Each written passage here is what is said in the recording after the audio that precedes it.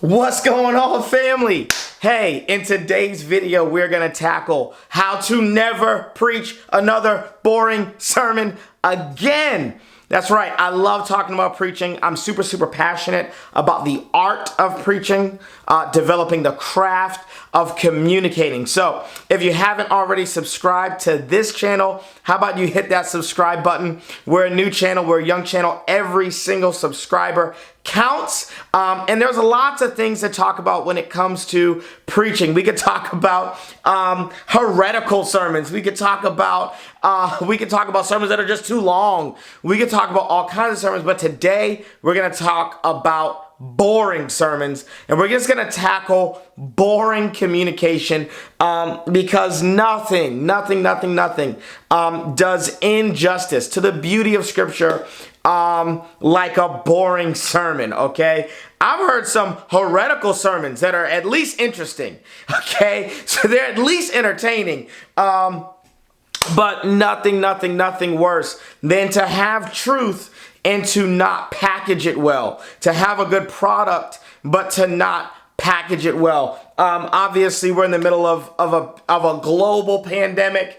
And the funny thing is, we're buying more and more things online. And one of the things that I'm blown away by, I just ordered a 5 pounds of roasted coffee from a coffee company called Gearhead Coffee. And I was just impressed with the packaging, right? The product is what I purchased, but I'm also blown away by the packaging. And so the reason that our sermons need to be entertaining, interesting, just not boring is because go ahead and you may as well wrap an amazing product in good packaging.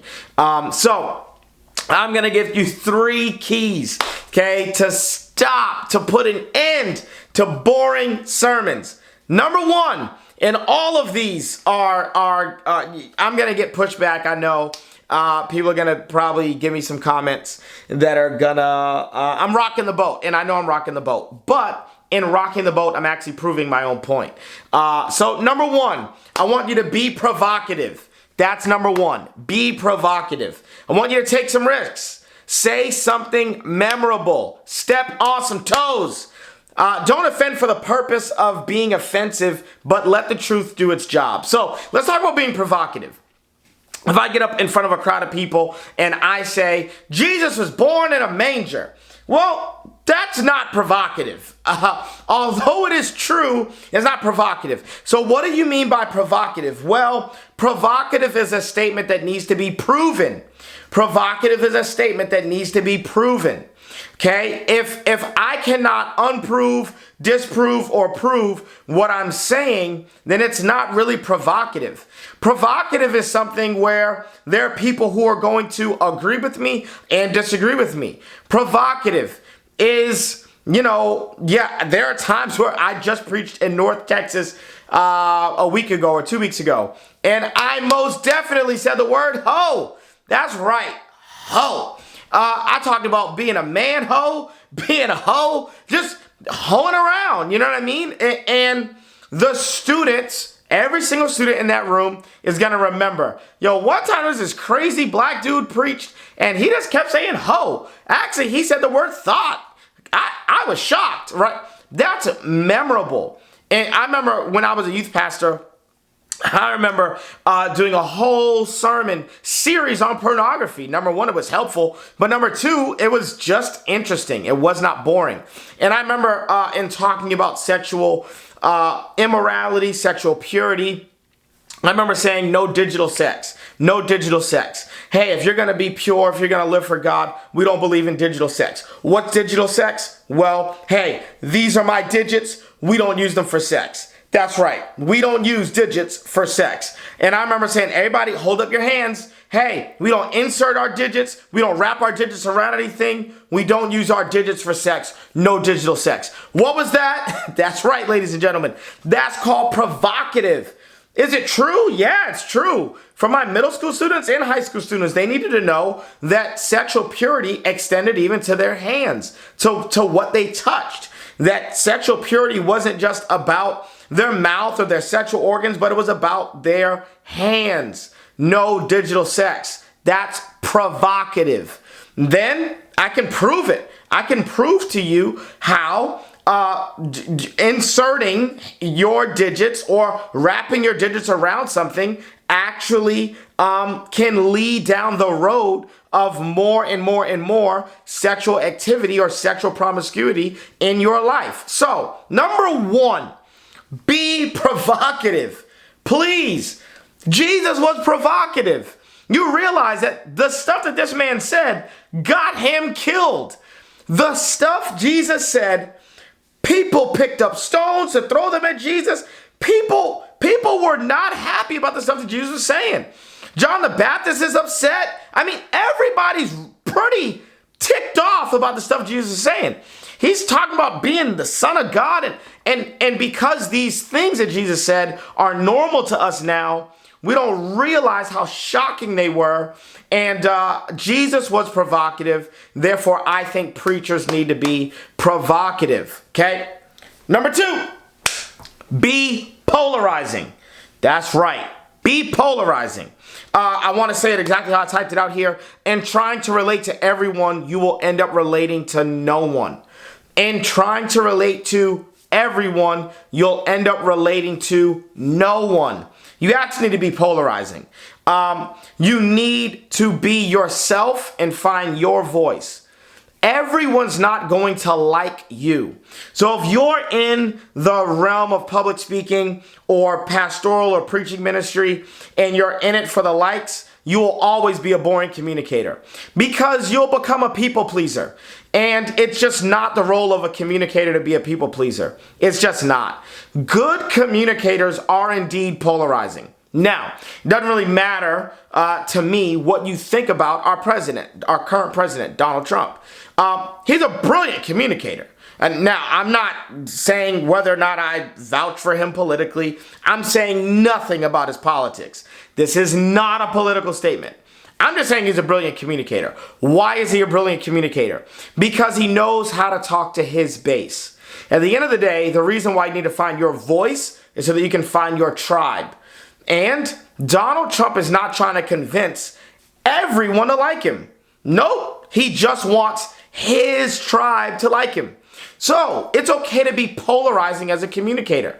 Hitler was not trying to get everybody to like his politics or his speeches or what he said. He's just trying to get his tribe, his crew, his constituents, his audience, his base to like him.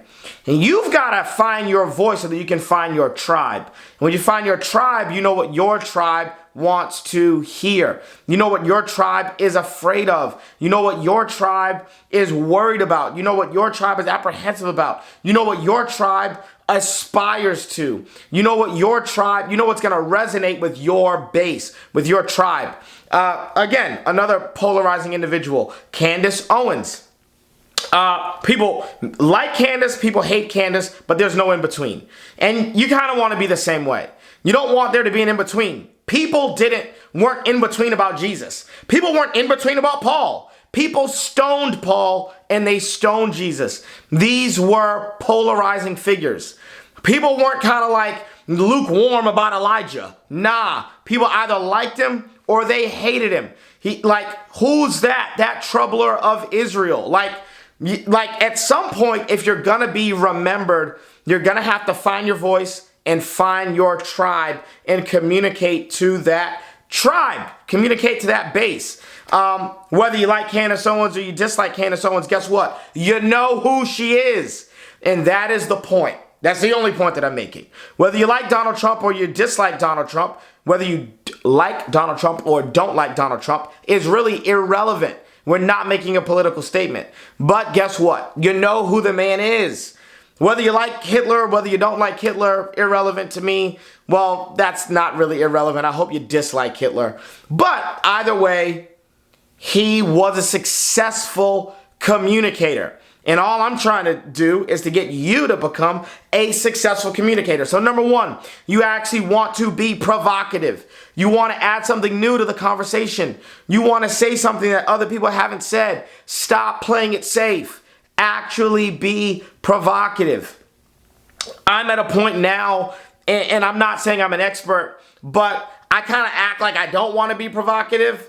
And then people are like, no, say it. No, say it. You want people begging you to say what is actually going to be offensive to them. As a communicator, I do this all the time on stage. I'm like, I shouldn't say it. I shouldn't say it. I want to be invited back. I can't do it. And people are like, no, say it. And I say, and then from the stage, with the mic, I'm like, it's going to step on your toes. You don't want me to say it. And people are like, no, say it. And then I'm like, yeah, you got to stop sleeping around. And people are like, we got to stop sleeping around. It works every time. So you want to be provocative. Now, if you want to know how to set up the punchline for being provocative, then you gotta get the SpeakEasy e-course, which I think maybe we've got a commercial for that. Let's go to that commercial. Hey family, since you're watching this video, we assumed that you would like some more information about preaching and communication content. And we figured since you're watching this video, we may as well reward you with a secret promo code. So if you are interested in any of the SpeakEasy e-courses, that's right, any of the SpeakEasy e-courses, you can get 10 bucks off just because you're watching this video. So go to mannyarango.online/SpeakEasy, choose the basic or the premium e-course, and type in the promo code SpeakEasy10 to get 10 bucks off the price of that e-course. Just wanted to throw this in there as a cool little secret reward since you're investing in yourself by watching this free YouTube content on how to become a better communicator. I'm so proud of you. Now the commercial break's over. Let's get back to the YouTube video. Peace. All right, hey, last point. Point number 3, you need to be passionate. Passionate. There are so many times where I'm in preaching practice with people or I'm coaching people and I literally just stop them. I'm like, stop. I can't tell whether or not you care about this. I just can't tell. And if you don't care, why are you talking about it? I've heard people say things to me, well, this topic was assigned to me, or this was the theme for the conference I was speaking at. And I'm like, hey, I'd rather you not speak about the topic that you were assigned to speak about and at least be good than give a really, really mediocre, terrible, boring sermon that was on topic. Like, if we gotta bite one of these bullets, I'd much rather bite the bullet of, yeah, I kind of disrespected and dishonored the host by not being on topic. But at least it was good, right? So, there's so many times where I'm just like, do you care? Why do you care? And it's not that people don't care about what they're talking about, but they just haven't realized why it's life or death. Why it's such a big deal, why it is eminently important for everyone to hear what they're talking about. Be passionate. If it's not worth, if it's not dying to come out of you, then you probably just shouldn't say it. Like, if you can hold your tongue, you should. That is what you should do. But if you can't, if you're like, I have to talk about this, then those are the things you should be talking about. Now, for real, on the SpeakEasy e-course, I do a whole session on just that. And I'm not going to give away too much of it because the e-course is incredible. The basic e-course and a premium e-course, there's information in the links below, in the description below for how to access those e-courses. But let's recap. I want you to be provocative. Be provocative. Please be provocative. Number 2, be polarizing. The goal isn't to get everyone to like you. That's not the goal. It's not the goal. If anyone told you that that was the goal of good communication, then I'm sorry. Everyone doesn't like Dave Ramsey. I don't know if you've ever heard of this man by the name of Dave Ramsey. Everyone doesn't like Dave Ramsey. There's a whole group of people who like this other guy named Grant Cardone. And Grant Cardone and Dave Ramsey disagree. They don't like each other at all. Grant Cardone believes in leveraging debt. Dave Ramsey doesn't believe in having any kind of debt. They don't agree. Dave Ramsey's not trying to get everyone to agree with him. He's trying to get his base to agree, his tribe to agree, his audience to agree. I remember one time Bishop T.D. Jakes was on this show called The Elephant Room, and they were just kind of like, all these reformed guys are like poking holes in Bishop Jakes' theology. But guess what? Bishop Jakes is not preaching to them. He's not trying to get a bunch of white reform dudes to like him. That's not the goal. Bishop Jakes knows how to communicate to his tribe, his audience, his base. And so you actually do want to be polarizing. If you're going to get everyone to like you, then you're going to end up not saying anything. Like, there's a lot of people did not like Martin Luther, right? There's all throughout history, if there's a communicator that you know who they are, chances are people didn't like him. When Martin Luther King finally got invited to speak for the Southern Baptist Convention, he spoke for a big school. I think it's somewhere in the South. I can't remember. That school lost like half of its private funding. Why? Because people were very, very upset with the things that Martin Luther King was saying. They were mad at the things that he said. And the real question is, are people mad at the things that you say? Because if people aren't mad at the things that you say, then people also probably are not getting galvanized by the things that you say. So, be provocative. Number 2, be polarizing. Number 3, be passionate. Please, say it like your life depends on it. In the words of Kevin Hart, say it from your chest. Please say it with some life. Please be animated. No one has to make me be passionate about what I'm talking about. If I'm talking about it, it means that I'm fired up about it. And that last one, how to actually talk with passion. There's a science and an art to talking with passion. And I talk all about that on my e-course. Hey, I hope that this YouTube video was super, super, super helpful for you. I hate boring sermons. Hate them. Hate them, hate them, hate them. And if you don't preach, but you do any other type of communicating, like, I don't know, first-time homebuyers class because you're a real estate agent, then yeah, you also want to be provocative, be polarizing, be passionate. These things work for all fields of communicating, not just preaching. So, subscribe to this channel, like this video, share it, and hit the link below. Look at all of the SpeakEasy resources that we offer. Till next time, family. Peace!